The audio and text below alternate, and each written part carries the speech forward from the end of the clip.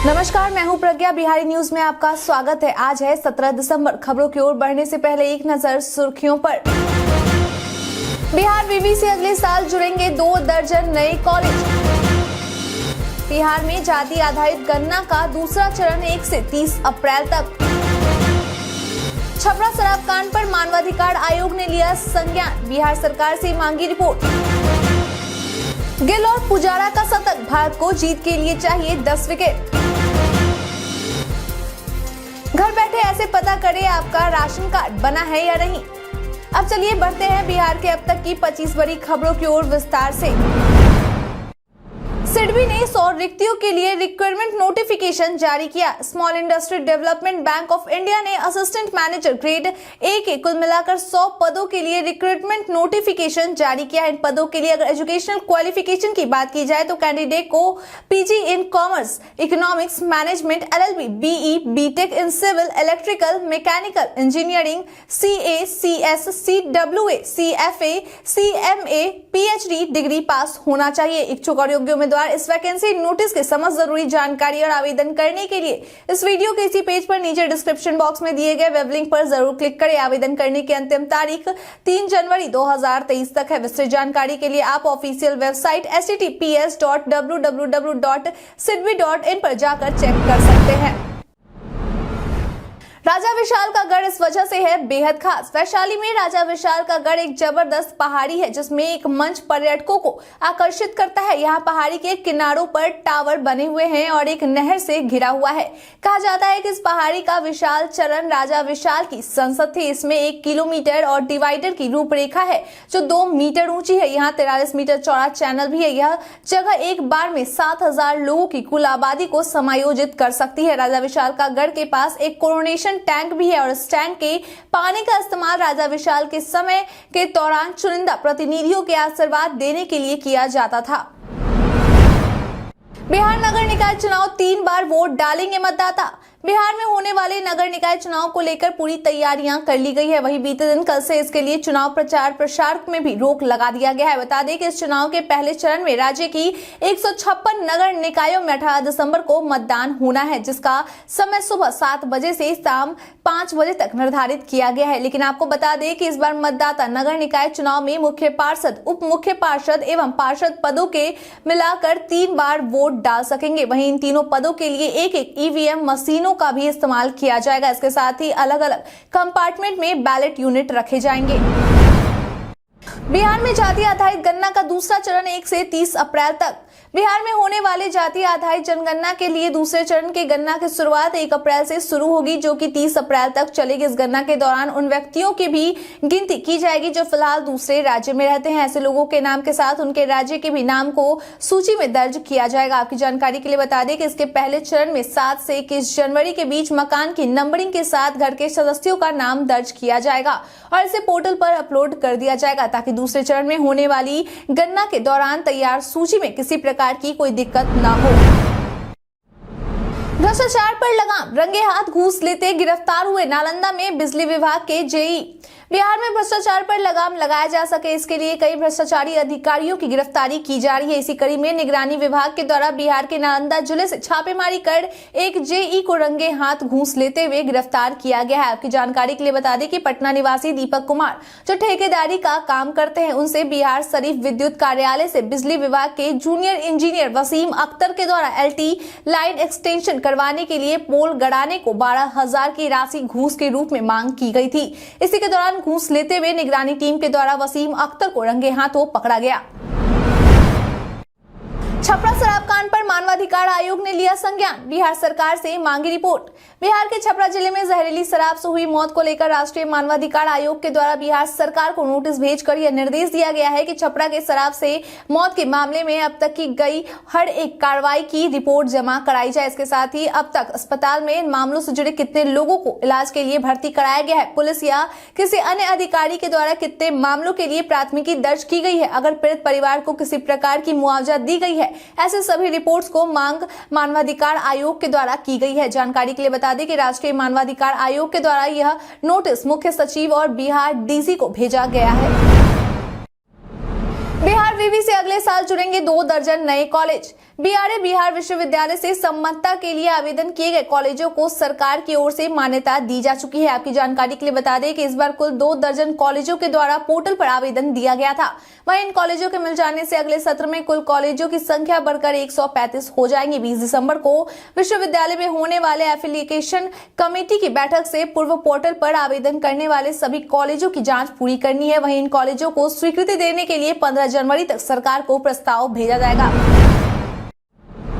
बिहारी पहचान में आज हम बात करेंगे सुशील कुमार की। बिहार के गरीब परिवार से आने वाले सुशील ने जब 5वें सीजन में 5 करोड़ की बड़ी रकम जीती थी। इस रकम को जीतने के बाद वो काफी फेमस हो गए और इस कारण उन्हें रियलिटी शो में भी जगह मिली। केबीसी में जीते हुए रुपयों को उन्होंने बिजनेस में इन्वेस्ट किया है। सुशील कुमार की बिहार में दुकानें हैं और दिल्ली में उनकी कुछ गाड़ियां चलती है। साथ ही वो लिखते भी है। एक प्रोडक्शन हाउस को वो कहानी पसंद आई और उस कहानी की स्क्रिप्ट पर वो काम कर रहे हैं। उन्होंने साल 2011 में केबीसी में भाग लिया था। जिस समय वे केबीसी का हिस्सा बने थे उस समय उनकी सैलरी मात्र 6,000 रुपए थी। केबीसी जीतने के बाद उन्हें ग्रामीण विकास मंत्रालय का ब्रांड एम्बेसडर भी बनाया गया था।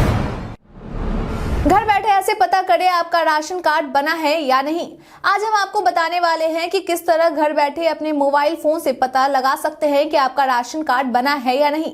इसके लिए आपको सबसे पहले अपने ब्राउजर पर खाद्य विभाग के ऑफिशियल वेबसाइट nfsa.government.in पर जाना होगा। होम पेज खुलते साथ आपको मेन्यू ऑप्शन में मौजूद राशन कार्ड्स के ऑप्शन को चुन लेना होगा। जिसके बाद आपको ration card details on state portal option को चुन लेना होगा। इसके बाद आपको सामने सभी राज्यों की सूची दिखाई देगी जिसमें से आपको अपने राज्य का चयन करना होगा और फिर जिलों की सूची में से अपने जिले का चयन करना होगा। इसके बाद आपको अपना एरिया सेलेक्ट करना होगा जहां आपको आपके एरिया में मौजूद राशन कार्ड की दुकानें दिखाई देंगी जहां से आपको अपने राशन कार्ड के दुकान का चयन करना होगा। इसके बाद स्क्रीन पर आपको राशन कार्ड धारकों की जानकारी दी गई होगी। इस सूची में आपको कार्ड धारकों के नाम, उसके पिता पति का नाम और पता दिखाई देगा।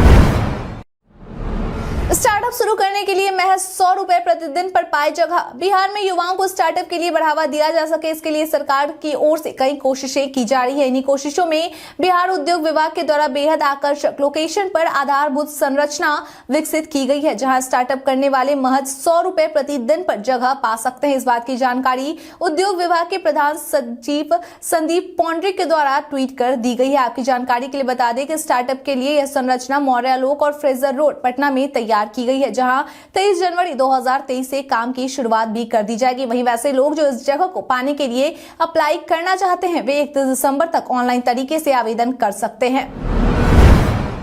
बिहार में 2 दिनों में मौसम में बड़ा बदलाव होने का पूर्वानुमान।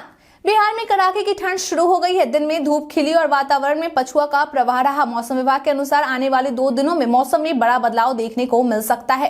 हालांकि मौसम विभाग का यह भी मानना है कि पिछले दिसंबर की तुलना में इस बार ठंड ने थोड़ी देर से दस्तक देना शुरू किया है। मौसम विभाग के मुताबिक अगले सप्ताह के सोमवार से कनकनी बढ़ जाएगी जिसका असर रविवार से ही शुरू हो जाएगा। पहाड़ी इलाकों में हो रही बर्फबारी का असर मैदानी इलाकों वाले जगहों पर देखा जा रहा है। इसके साथ ही 5 दिनों तक मौसम शुष्क बने होने की साथ तापमान में क्रमिक गिरावट होगी। विधानसभा में सीएम नीतीश कुमार ने विपक्ष को लिया निशाने पर। बिहार के छपरा जिले में जहरीली शराब पीने की वजह से अब तक कुल 50 से ज्यादा लोगों की मौत हो गई है। इस मामले को लेकर बीजेपी लगातार नीतीश कुमार पर हमलावर है। वहीं नीतीश कुमार के द्वारा अब इस पर बयान जारी कर एक बार फिर कहा गया है कि जो शराब पिएगा वह मरेगा। शराब पीने से जिन लोगों की मौत होती है उन्हें सरकार की ओर से कोई मुआवजा नहीं दिया जाएगा। इसके साथ ही उन्होंने यह भी कहा कि किसी भी धर्म में शराब पीने को ठीक नहीं माना जाता है। वहीं नीतीश कुमार ने विपक्षी दल पर निशाना साधते हुए कहा कि भाजपा मांग कर रही है कि छपरा में जिन लोगों की भी शराब पीने से मौतें हुई हैं उन्हें मुआवजा दिया जाए। इसका सवाल ही नहीं पैदा होता है। अगर यही करना है तो सब मिलकर तय कर ले कि शराब खूब पिए। उन्होंने भाजपा से सवाल किया कि क्या शराबबंदी हटा दी जाए तो खूब कहिए कि शराब पिए। प्रत्येक मंगलवार हो रही फाइलेरिया रोगियों की जांच पटना के स्वास्थ्य संस्थानों में। फाइलेरिया मरीजों की जांच जिला के सभी स्वास्थ्य संस्थानों में हर मंगलवार को की जाएगी। इस बात की जानकारी civil surgeon doctor Kamal Kishore Rai ने दी।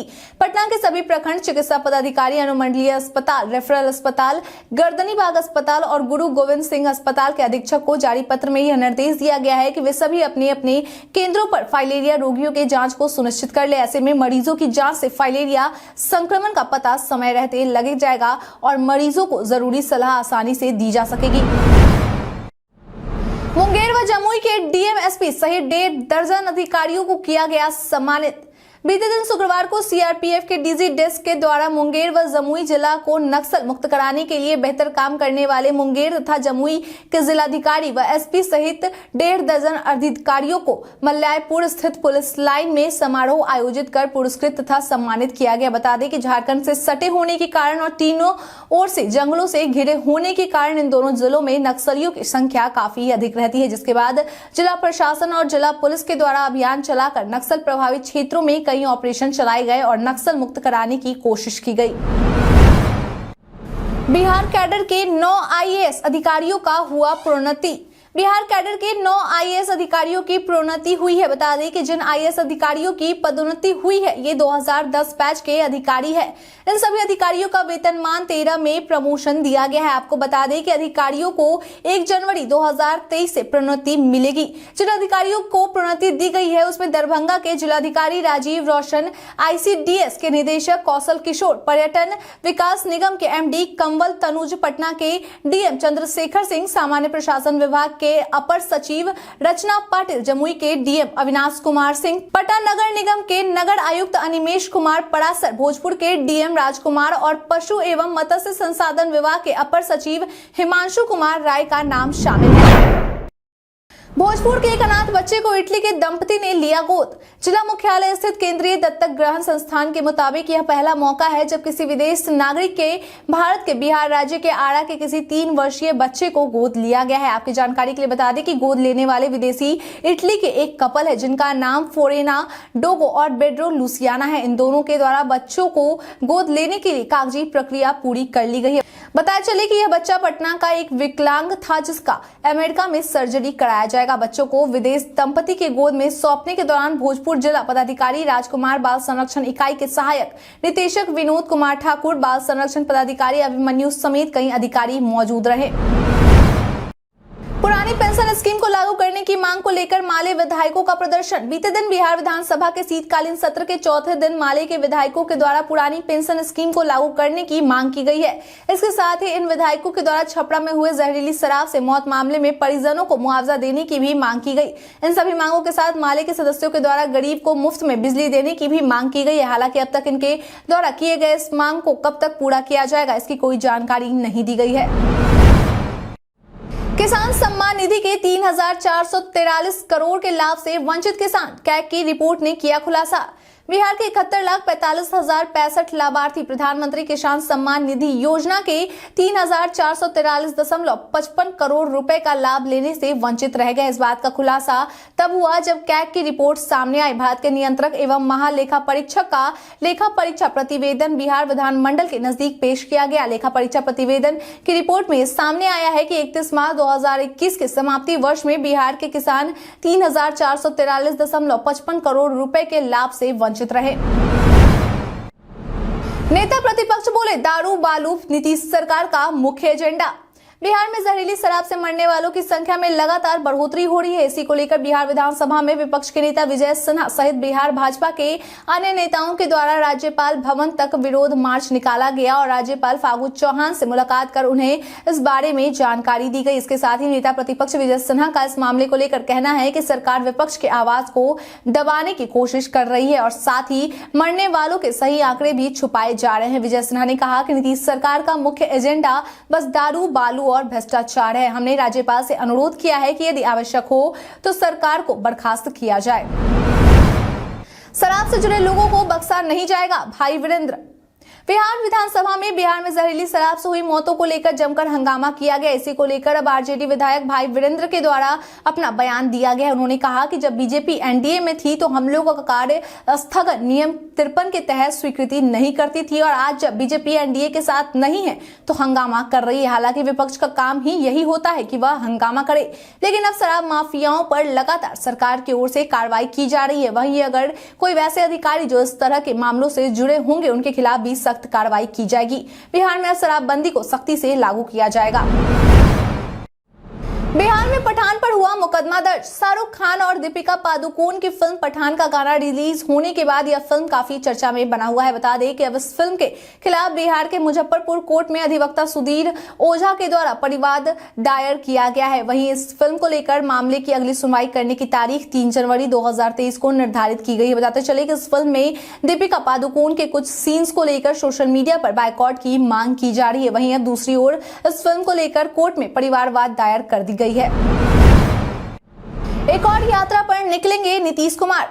2024 में होने वाले लोकसभा चुनाव से पहले बिहार के मुख्यमंत्री नीतीश कुमार एक बार फिर बिहार की यात्रा पर निकलेंगे। इस बार उनकी कोशिश यही होगी कि लोकसभा चुनाव से पहले पूरे राज्य में अपनी जमीन को मजबूती की जा सके। वहीं मिली जानकारी के अनुसार बिहार के इस यात्रा के दौरान मुख्यमंत्री नीतीश कुमार अपनी पार्टी को मजबूत बनाने का भी काम करेंगे और साथ ही घूम घूम कर लोगों को शराबबंदी के फायदे के बारे में बताएंगे और लोगों से शराबबंदी को लेकर उनका फीडबैक भी जानेंगे। हालांकि नीतीश के मुख्य सचिव एस सिद्धार्थ के द्वारा दी गई जानकारी के अनुसार फिलहाल मुख्यमंत्री के इस यात्रा को लेकर योजना बनाई जा रही है और अभी यात्रा को अंतिम रूप देना बाकी है।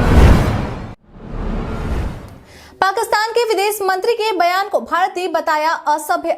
भारत के विदेश मंत्रालय के द्वारा पाकिस्तान के विदेश मंत्री बिलावल भुट्टो जरदारी की टिप्पणी पर अपनी प्रतिक्रिया दी गई है। उन्होंने कहा कि भारत के विदेश मंत्री जरूर 1971 के दिन को भूल गए हैं। पाकिस्तान के विदेश मंत्री ने जो टिप्पणी दी है वह पाकिस्तान के लिए भी नीच है। आपकी जानकारी के लिए बता दें कि 1971 में ही बांग्लादेश का निर्माण किया गया था। वहीं इसको लेकर केंद्रीय मंत्री अनुराग ठाकुर के द्वारा कहा गया है कि पाकिस्तान की हरकतों और मंसूबों को दुनिया देख चुकी है। ये लंबे समय से आतंकियों को पनाह दे रहे हैं। पीएम मोदी ने आतंकवाद के खिलाफ सख्त कार्रवाई की है। अमेरिका ने पाकिस्तान में ओसामा बिन लादेन को मार गिराया और भारत ने पाकिस्तान में सर्जिकल स्ट्राइक के इस तरह के बयान किसी भी विदेश मंत्री को शोभा नहीं देता।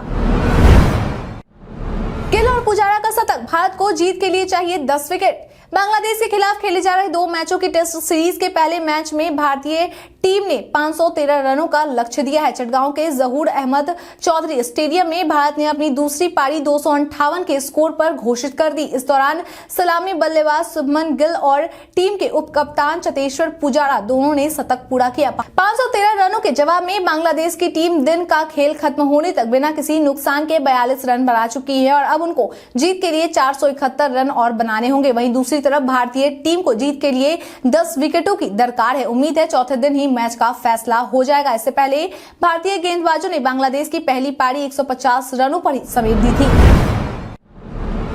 आज की तारीख इस वजह से है बेहद खास। ईस्ट इंडिया कंपनी ने 1803 में उड़ीसा पर कब्जा किया। प्रोफेसर प्रशांत चंद्र महालनोबिस का सपना साकार हुआ और कोलकाता में भारतीय सांख्यिकी संस्थान की 1913 में स्थापना हुई। लाला लाजपत राय की हत्या का बदला लेने के लिए भगत सिंह, राजगुरु और सुखदेव ने 1928 में उन पर लाठीचार्ज करने वाले सैंडर्स की हत्या कर दी। भारत के दिग्गज क्रिकेटर लाला अमरनाथ ने 1933 में अपने पदार्पण टेस्ट मैच में ही 118 रनों की बेहतरीन पारी खेली। महात्मा गांधी ने 1940 में व्यक्तिगत सत्याग्रह आंदोलन स्थगित किया।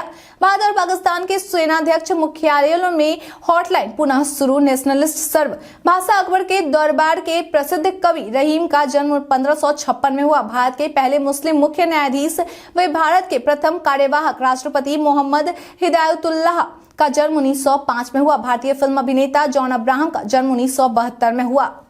बीते दिन हमारे द्वारा पूछे गए सवाल का आप लोगों में से बहुत लोगों ने अपना जवाब हमें हमारे कमेंट सेक्शन बॉक्स में लिख कर दिया था। जिन्होंने हमारे द्वारा पूछे गए सवाल का जवाब दिया है उनके नाम है गुंजन प्रकाश गुप्ता, रंजीत मिश्रा, मुट्टू रंगीला, कविता कुमारी, अनवर करीम खान, धर्मवीर भक्ता, मृत्युंजय कुमार, बाबूलाल मरांडी, रविंद्र पासवान, राम नरेश कुमार, संजीत कुमार सिंह, नुन्नू गोलू कुमार, राम शंकर सिंह, रविशंकर। इसके साथ ही बढ़ते हैं आज के सवाल की ओर। आज का सवाल है, आपके अनुसार बिहार में शराबबंदी को सख्ती से लागू करने के लिए सरकार की ओर से और क्या क्या कदम उठाए जाने चाहिए? आप अपना जवाब हमें हमारे कमेंट सेक्शन में लिखकर जरूर बताएं। आज के लिए इतना ही। बिहार के तमाम खबरों के साथ बने रहने के लिए देखते रहें बिहारी न्यूज। और साथ ही अगर आप यूट्यूब से देख रहे हैं तो चैनल को सब्सक्राइब करना और अगर आप फेसबुक से देख रहे हैं तो पेज को लाइक करना न भूलें। धन्यवाद।